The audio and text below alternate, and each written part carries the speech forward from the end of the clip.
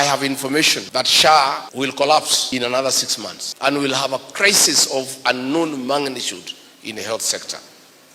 Today, as we speak, our hospitals, especially the faith-based hospitals, are owed 90 billion and they are almost shutting down. I want to give very humble advice, unsolicited though, to our hospitals.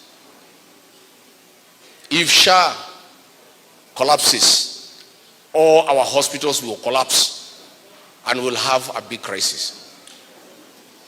Our hospitals should demand immediately the release of the 90 billion they are owed before they render more services to patients who come.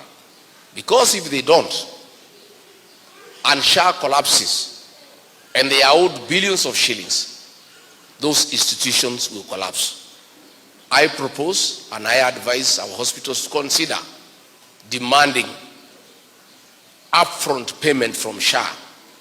We do the monthly average of what they collect from SHA.